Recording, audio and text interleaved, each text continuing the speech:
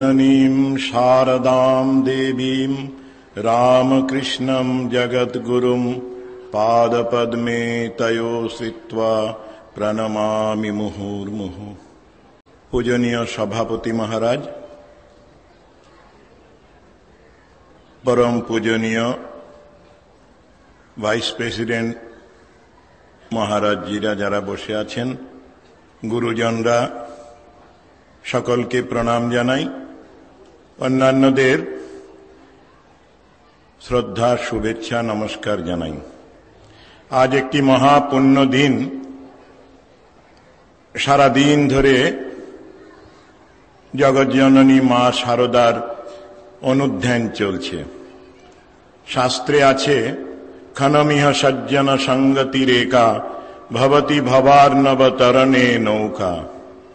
অল্প সময় মহাপুরুষদের সঙ্গ লাভ হলে, সৎসঙ্গ হলে সংসার সমুদ্র উত্তরণের সহায় হয়। আমরা আজ শ্রী শ্রী মা শারদা দেবীর জীবন ও বাণীর অনুধ্যানের চেষ্টা করব।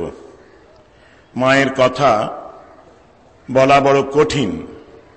আসলে মা এখন বই লেখা হয়েছে শত রূপে শারদা, শত নয় সহস্র লক্ষ রূপ তাঁর। মনে হয় কি বলবো।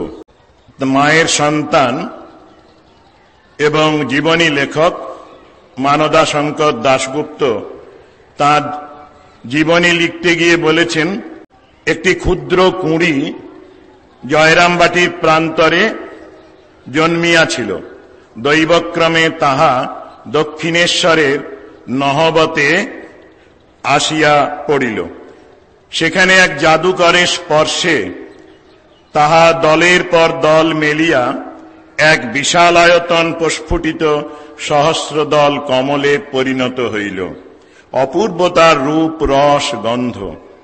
জাদুকর অদৃশ্য হইলেন। কুসুমটি জগৎকে দান করিয়া কুসুমের কাজ আরম্ভ হইল। তাহার রূপ, রস, গন্ধ বিতরণের কাজ। আমরা জানি মা 1920 খ্রিস্টাব্দের 20 জুলাই তার বাড়িতে, নিজের বাড়ি আমরা বলি মায়ের বাড়ি, সেখানে লীলা সংবরণ করেন, মানব লীলা। সহস্রদল কমল ওই অর্থে অদৃশ্য হল। আর আজ 2009 সাল, 89 বছর অতিক্রান্ত হয়েছে, কিন্তু সেই সহস্রদল কমলের রূপ, রস, গন্ধ আজও এতটুকু অন্তরিত হয়নি। বরঞ্চ তা দিনে দিনে ক্রমবর্ধিত হয়ে বিশ্বময় ছড়িয়ে পড়ছে। আজকে মায়ের যে জনপ্রিয়তা, ওই যে নাগমশাই বলেছিলেন বাপের চেয়ে মা দয়াল, মাঝে মাঝে মনে হয় যে আমরা এইভাবেই উপলব্ধি করি যে সেই সহস্রদল কমল, তার রূপ, রস, গন্ধ আজ আরো বেশি আকর্ষণ করে আমাদের। ইংরেজ কবি শেলির একটি বিখ্যাত কবিতা আছে, তার দুটি লাইন এখানে উদ্ধার করি। তিনি বলছেন, music when soft voices die vibrates in the memory।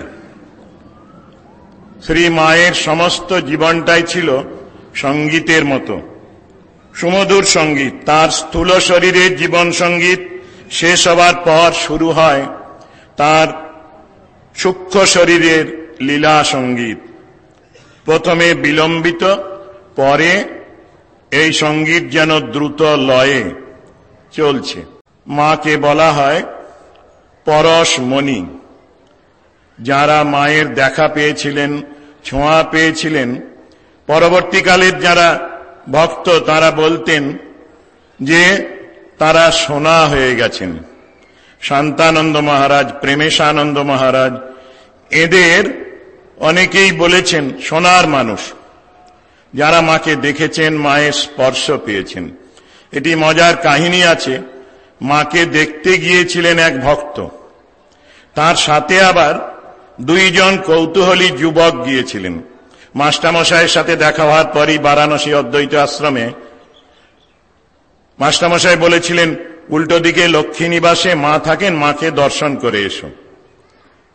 এই ভক্ত মানুষটি তিনি যাচ্ছেন, অল্প বয়স তার।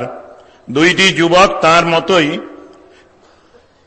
মনের অবস্থা তেমন নয়, তারাও গেলেন, কিন্তু প্রথমে তিনি মায়ের দেখাই পেলেন না। মাস্টারমশাইকে বললেন, এটি কাপড়ের পুঁটলি দেখলাম। মা সর্বাঙ্গ ঢাকা দিয়ে রেখেছেন, এমনকি চরণটিও বোঝা যায়নি কোথায় আছে। সামান্য একটু প্রণাম করে দূর থেকে চলে এলেন, চরণ ধুলি আর পেলেন না। মাস্টারমশাই জিজ্ঞেস করলেন, দর্শন হলো? না, দর্শন হয়নি। মাস্টারমশাই বলেন, কাল সকালে গঙ্গা স্নান করে সামান্য একটু ফুল একটু কিছু নিয়ে যাবে, একা একা যাবে। তুমি গিয়েছিলে মাকে দেখতে, কিন্তু তারা গিয়েছিল পরমহংসের স্ত্রীকে দেখতে। তারা ঠিক মাকে দেখতে যায়নি। যদি পথে কারোর সাথে দেখা হয়, ওই কোনো না কোনো ভাবে তাদের বাদ দিয়ে তুমি একা যাবে। তিনি যখন একা গেলেন, গিয়ে দেখলেন মা দরজায় দাঁড়িয়ে অপেক্ষা করছেন তার জন্য। মায়ের দেখা পেয়েছিলেন। মাকে অনেকেই খাজানচিরা বলতেন তিনি এখানে থাকেন, আমরা জানি, কিন্তু দেখতে পাইনি। আসলে মাকে বোঝা, দেখা, ছোঁয়া খুব কঠিন ছিল। মা সকলের মা, ইতর জীবজন্তুরও মা, এই ভাবটি নিজে প্রকাশ করেছেন। আর ঠাকুর তিনি মাকে একেবারে প্রথম থেকে তার স্বরূপটি জানতেন। কুটো বাঁধা 5 বছরের ওই বালিকা, তাকে নিয়ে এসেছিলেন নূতন সংসারে। জগতের সব মানুষের কাছে একটি আদর্শ ওই রেখে যাওয়ার জন্যেই তার দায় ছিল। দর্শন পেয়েছিলেন ভবতারিণীর, আর আদেশ পেয়েছিলেন, বিরাট একটি দায়বদ্ধতা দিয়েছিলেন মা তাকে, জগন্মাতা। নূতন ধর্ম, নূতন সংঘ, তা পরিচালনার দায়িত্ব নিতে কে পারে? স্বয়ং ভগবতী জগন্মাতা আদ্যাশক্তি না হলে সেই দায় কে নেবেন? তাই প্রথম থেকে মাকে তৈরি করেছিলেন। মাকে সেই সমস্ত কাজ শিখিয়েছেন, ধর্ম উপদেশ দিয়েছেন। যদিও মা স্বয়ং দেবী, কিন্তু লোকসংগ্রহে এইগুলি আমরা দেখতে পাই। সাধারণ অর্থে মা ছিলেন এক পল্লীবালা, সাধারণ, একেবারে লেখাপড়ার সুযোগ পাননি, কিন্তু অদ্ভুত একটি জীবন ছিল তার। ছোটবেলা থেকেই মায়ের কথায় আছে, ছেলেবেলায় গলা পর্যন্ত জলে নেমে দল ঘাস কেটেছি, ওই মুনিশদের জন্য খাবার নিয়ে গেছি, পঙ্গপালে ধান কেটেছিল, মাঠে মাঠে সেই ধান কুড়িয়েছি, মা তুলো এনেছেন, সেখান থেকে পৈতে কেটেছি, ভাইদের নিয়ে আমোদরে ওই গঙ্গায় স্নান করতে গিয়েছি। মা বলতেন, আমোদরই আমাদের গঙ্গা। 5 বছর বয়সে জীবনীতে আছে তিনি ভাত রাঁধতেন আর বাবা নামিয়ে দিতেন। ওইটুকু মেয়ে বলছেন, কি আকালের সময় দুর্ভিক্ষ হলো যখন, সেই সময় আমাদের বাড়িতে ধান মরাইয়ে বাঁধা, চাল তৈরি করে কলাইয়ের ডাল করে খিচুড়ি রাঁধা হতো। এক একদিন এমন হতো খিচুড়ি শেষ হয়ে যেত, আবার রান্না চড়াতে হতো। আর গরম গরম খিচুড়ি ঠান্ডা করার জন্য আমি 2 হাতে পাখা করতুম। আমরা বলি শৈশবেই জীবনটি বোঝা যায় কেমন হবে। সেবা মূর্তি, বেদান্তের প্রতিমূর্তি, কর্মযোগ পরিণত জীবনে পরিণত কর্মযোগ, সেইটি শৈশব থেকেই দেখা গিয়েছে। নিজে কখনো ওই কারো সাথে বালিকা অবস্থায় ঝগড়াঝাঁটি করেননি, ঝগড়া মিটিয়ে দিয়েছেন। ছোটবেলায় ধ্যান করতেন ওই জগদ্ধাত্রী মূর্তির কাছে। বালিকা সারদা, ঘোষাল বাবুরা দেখে বুঝতে পারেননি কোনটি জগদ্ধাত্রী, কোনটি মূর্তি, কোনটি জ্যান্ত। ওই জ্যান্ত জগদ্ধাত্রীকে দেখেছেন। পরে স্বামীজি বলতেন জ্যান্ত দুর্গা, সেটি শৈশবেই মায়ের মধ্যে এই জীবনে আমরা দেখি। অতি অপূর্ব এই জীবন। মা যখন এলেন দক্ষিণেশ্বরে, ঠাকুর জিজ্ঞেস করলেন, তুমি আমাকে কি সংসারে টেনে নিয়ে যেতে এসেছো? মা বললেন, না, তোমার ইষ্টপথে সহায় হতে এসেছি। ঠাকুরের ইষ্টপথ কি ছিল? ওই ধর্ম সংস্থাপন। রাজা মহারাজ ব্রহ্মানন্দজি তাকে সম্বর্ধনা দেওয়া হলো দক্ষিণ ভারতে। তারপরে একটি ছোট্ট বক্তৃতা দিয়েছিলেন। বলেছিলেন শাস্ত্রের সার একটি লাইনে বলা যায়, সেটি হল ব্রহ্মসত্য জগন মিথ্যা, জীব ব্রহ্মৈব না পর। মানুষ এই কথাটি, সরল কথাটি ভুলে যায়। ঠাকুর যেমন বলেছেন ঈশ্বর লাভ মনুষ্য জীবনের উদ্দেশ্য। ঈশ্বরকে ভুলেই থাকি আমরা। সেইটি মনে করিয়ে দেবার জন্য এই আদর্শটি, জীবের স্বরূপ ঈশ্বর, জীব ব্রহ্মই, আর জগৎটি বহুরূপতাটি, স্থূল যে রূপটি, শরীরগুলি, সেইগুলি মিথ্যা। ভেতরে শুদ্ধ চৈতন্য অমর, অজর অমর আত্মা, মৃত্যুহীন, না হন্যতে হন্যমানে শরীরে, সেইটি স্মরণ করিয়ে দিয়েছেন মা শারদা তার ব্যবহারের মধ্যে দিয়ে। সব মানুষকে, মানুষ ওই শরীরটি না দেখে জাতি ধর্ম বর্ণ বিচার না করে মানুষকে ঈশ্বর রূপে দেখেছেন, ব্যবহার করেছেন। যখন বলছেন শরৎ আমার যেমন ছেলে, আমজাদ আমার তেমন ছেলে, এইভাবে খেতে দিলে কি কেউ খেতে পারে? মানুষকে সম্মান দিয়েছেন, একেবারে সন্তানের মতো গ্রহণ করেছেন, বাইরেটি দেখেননি। শাস্ত্রে আছে, গীতাতে আছে, বিদ্যা বিনয় সম্পন্নে ব্রাহ্মণে গবিহস্তিনি শুনিচৈব সপাকে চ পণ্ডিতা সমদর্শিনা। এই সমদর্শী বিদ্যা বিনয় সম্পন্ন ব্রাহ্মণ, একেবারে উচ্চ বর্ণের, উচ্চ মনের অধিকারী, আবার চণ্ডাল, একেবারে বিপরীত, পশু, তার মধ্যে কুকুর, হাতি, সব কিছুকে সমান করে দেখা। এইটি আসলে ওই জীবই শিব, যত্র জীব তত্র শিব, অদ্বৈত বিজ্ঞানে প্রতিষ্ঠিত হয়ে সেই অদ্বৈতের ভাব শিক্ষা দিতে এসেছিলেন। যদিও দ্বৈত, বিশিষ্টাদ্বৈত, অদ্বৈত তিনটি অবস্থায় এই জীবনে পরিলক্ষিত হয়েছে। পুজো যখন করতেন তখন ছায়া কায়া সমান, নিজের কথা যেটি, সেইটি উপলব্ধি করে সেই ভাব অবলম্বন করেই পুজো করতেন। আমি আর তিনি আলাদা, আমি তাকে খাওয়াচ্ছি, এসো খাবে এসো। ভোগের ঘরে দেবতাদের নিয়ে যাচ্ছেন।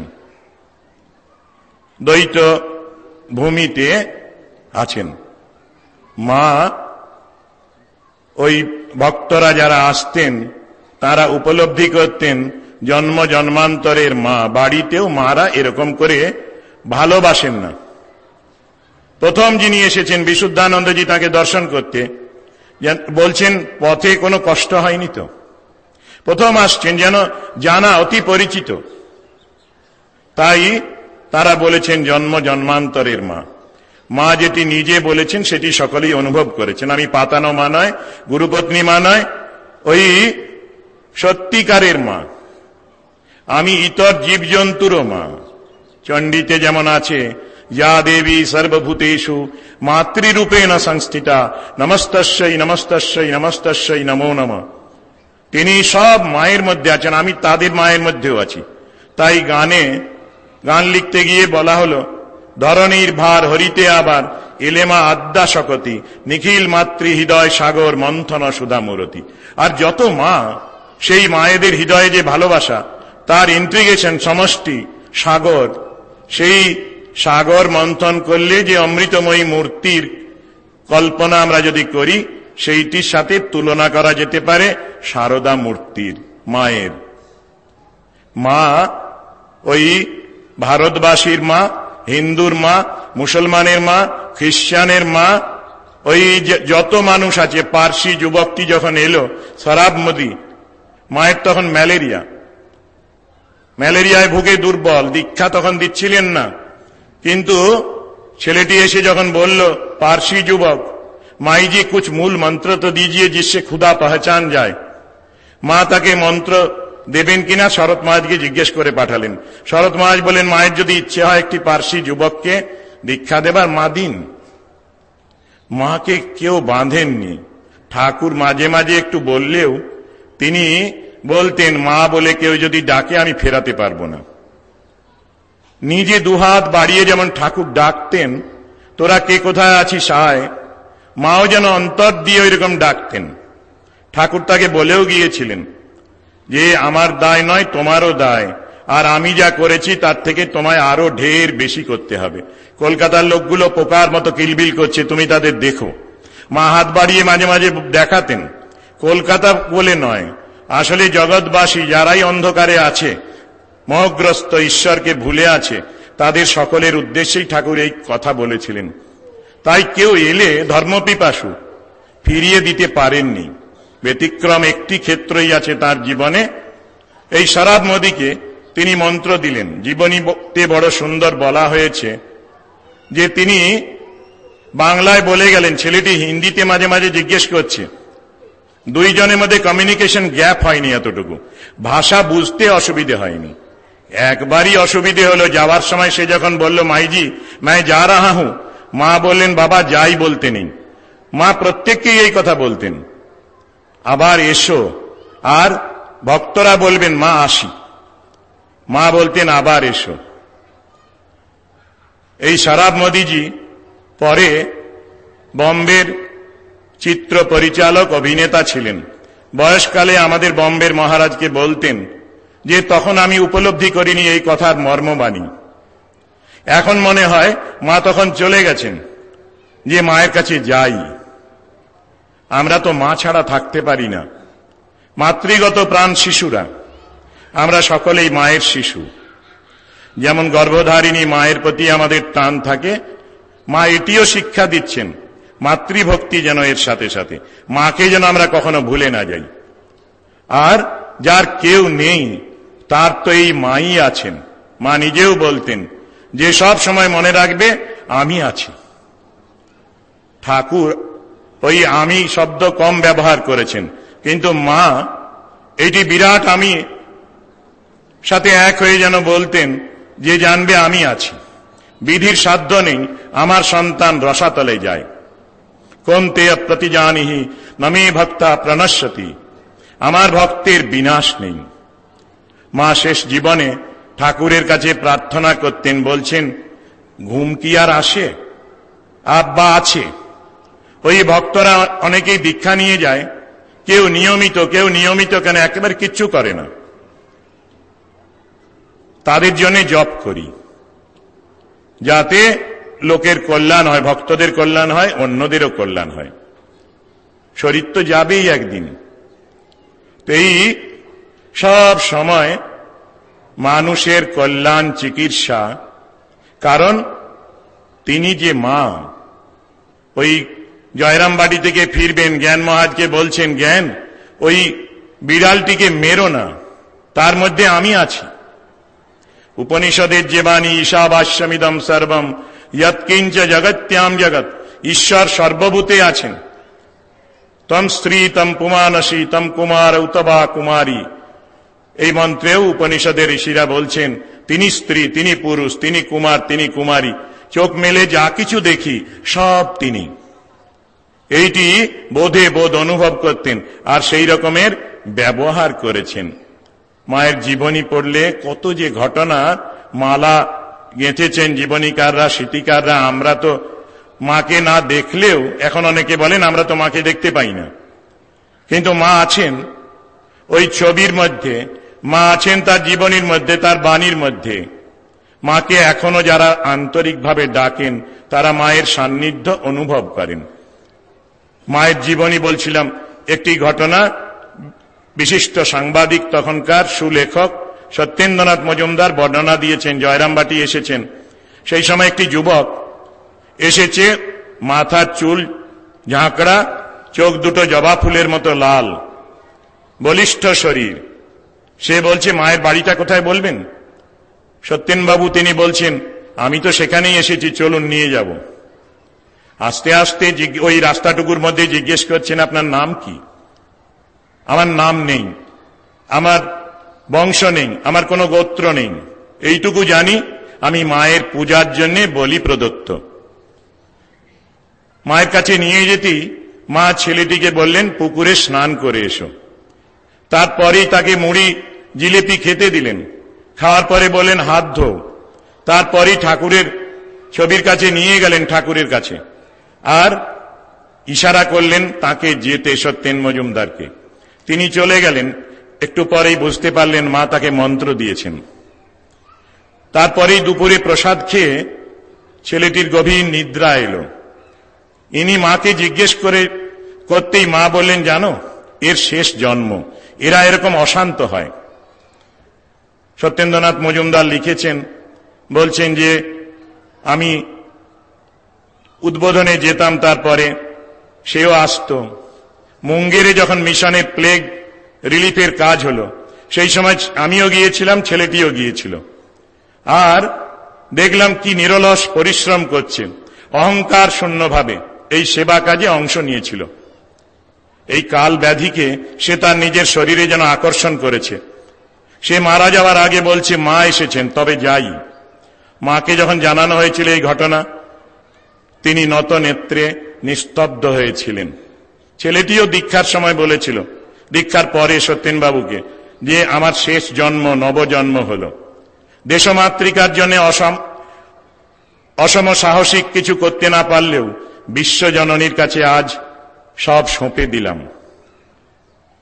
মাকে এইভাবেই ভক্তরা গ্রহণ করেছেন আন্তরিকতার সাথে, কারণ মাও তাদের ওইভাবে গ্রহণ করেছিলেন।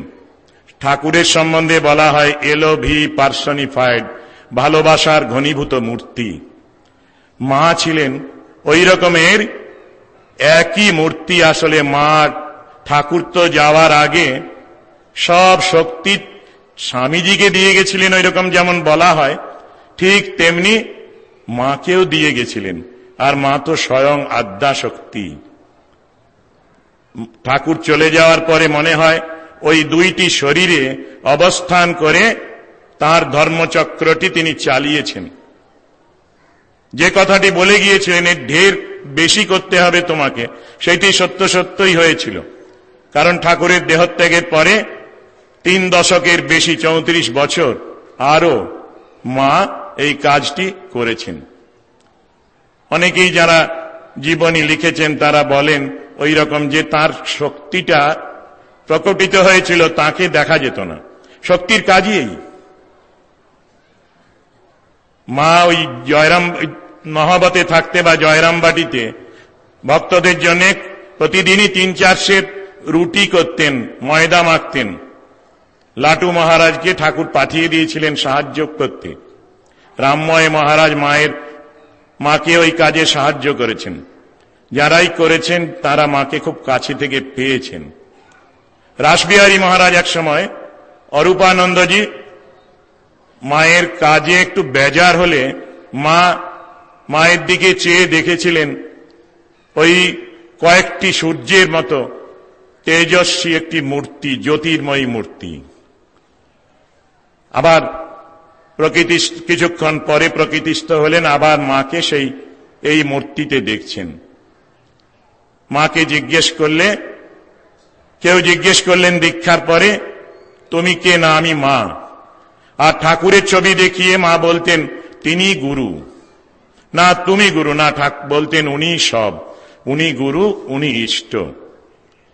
সব সময় আমাদের সতর্ক করে দিয়েছেন তখনকার দিনের সন্ন্যাসীদের, গৃহস্থদের, ঠাকুরই হবে কেন্দ্র, প্রাণ কেন্দ্র। রামকৃষ্ণ গত প্রাণা, এইটি তার জীবনে আচরণে দেখিয়ে গেছেন। আমরা যখন চিন্তা করি তখন ভাবি যে অন্যান্য অবতারে শক্তির এত প্রকাশ হয়নি, আর ঠাকুর যোগ প্রয়োজনে তার শক্তিকে, মাকে যেন নিজের থেকেও বেশি উচ্চ আসন দিয়েছিলেন। এ সম্বন্ধে একটি রঙ্গ রসিকতার ঘটনা আছে। গৌরীমাকে জিজ্ঞেস করেছিলেন যে আমাদের মধ্যে কে বড়? তৎক্ষণাৎ তিনি উত্তর দিয়েছিলেন গৌরদাসী যে রাই হতে বড় ন হয়ে বাঁকা বংশীধারী। লোকের বিপদ হলে ডাকে মধুসূদন বলে, তোমার বিপদ হলে বাঁশিতে বলো রাই কিশোরী। এই ভাবেই মা তার জীবনটিকে আমাদের সামনে রেখে গেছেন। মায়ের উপদেশের মধ্যে আমরা দেখি খুব সরল সহজ ভাষা। মা বলছেন জপাত সিদ্ধি, তবে বলেছেন আবার জপ তপে কর্মপাশ কাটে, ঈশ্বর লাভের জন্য প্রেম ভক্তি দরকার। বৃন্দাবনের রাখালরা কিভাবে তাকে পেয়েছিল? না আইরে নেড়ে খাড়ে করে পেয়েছিল। মায়ের ছোট্ট উপদেশ, যার আছে সে মাপো, যার নেই সে জপ। দান ধর্ম আর জপ হল ধর্ম। দান এবং জপ যেন কর্ম এবং পূজার এই জ্ঞানের ভক্তির মতো। এই জ্ঞান ভক্তি কর্ম সমুচ্চয় করেছিলেন মা তার জীবনে।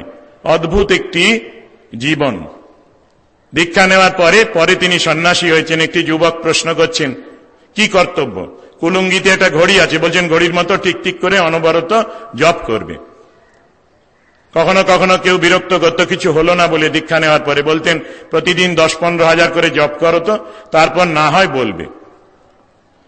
জপের উপরে খুব জোর দিয়েছেন আর নিজে সেটি করে দেখিয়েছেন। শত কাজের মধ্যে, কর্মব্যস্ততার মধ্যে ওই নিজে লক্ষাধিক জপ করেছেন। দক্ষিণেশ্বরের জীবনে রাত্রিতেও হয়তো জপ করেছেন। জীবনীতে আছে ভোর 3টে থেকে উঠে জপ করতেন। জ্যোৎস্নার মতো আমাকে নির্বল করে দাও। ওই চাঁদে কলঙ্ক আছে, আমার মধ্যে যেন এতটুকু কলঙ্ক না থাকে।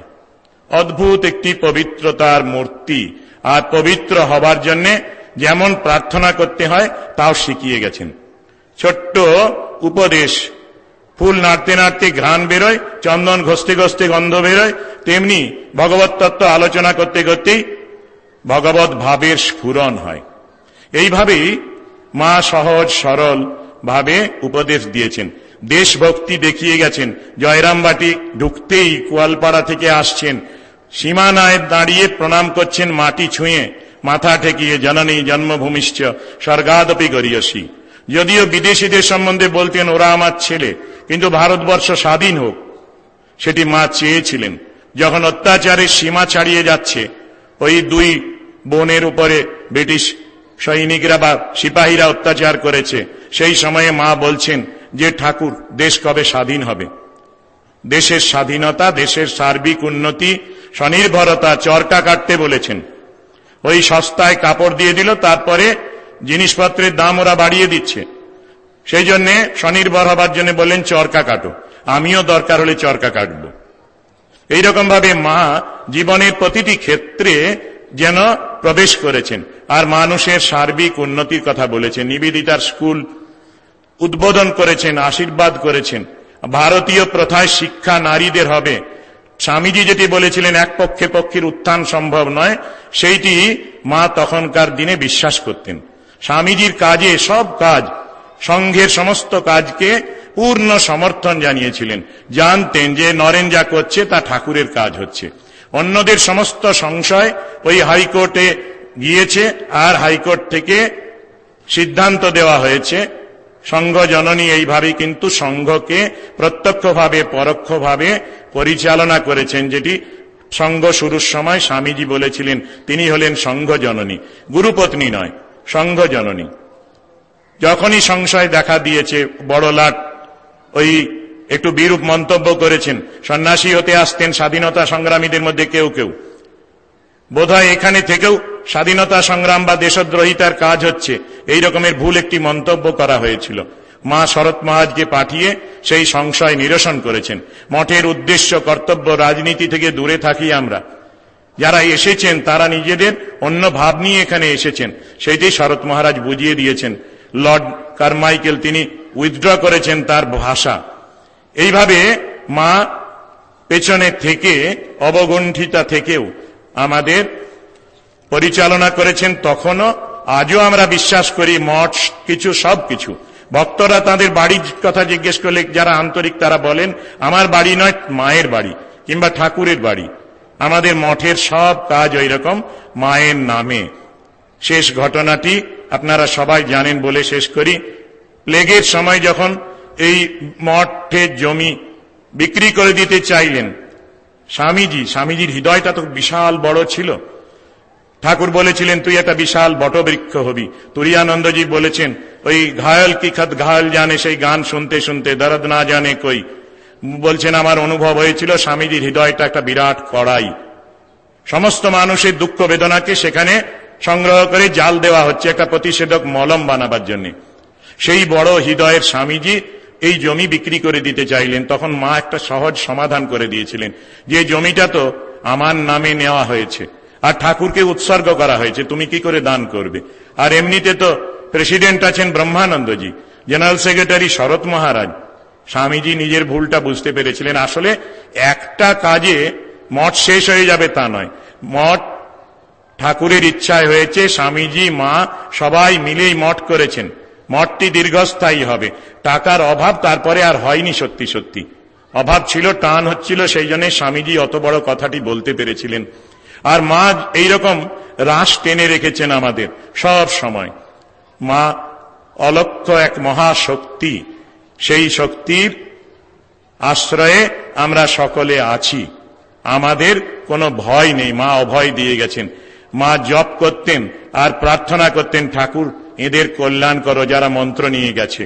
সংসারে বড় কষ্ট, তাদের যেন আর না আসতে হয়। কি অপূর্ব অভয় বাণী। আর যাওয়ার সময় বলছেন ওই যারা আসেনি, যারা এসেছে, যারা আসেনি, যারা আসবে, আমার সব ভক্তদের বলে দিও আমার আশীর্বাদ, আমার ভালোবাসা সকলের উপরে আছে। যত দিন যাবে তত বেশি করে আমরা মায়ের ভালোবাসাটি অনুভব করব। মায়ের আশীর্বাদ আমাদের সকলের উপরে বর্ষিত হোক। আমরা সবাই মাকে যেন ওই নিজের মায়ের মতো গ্রহণ করতে পারি, ভালোবাসতে পারি, তার ভালোবাসার প্রতিদান দিতে পারি, এই প্রার্থনা। কৃপাং কুরু মহাদেবী সুতেষু প্রণতেষু চ চরণাশ্রয় দানেন কৃপাময়ী নমস্তুতে।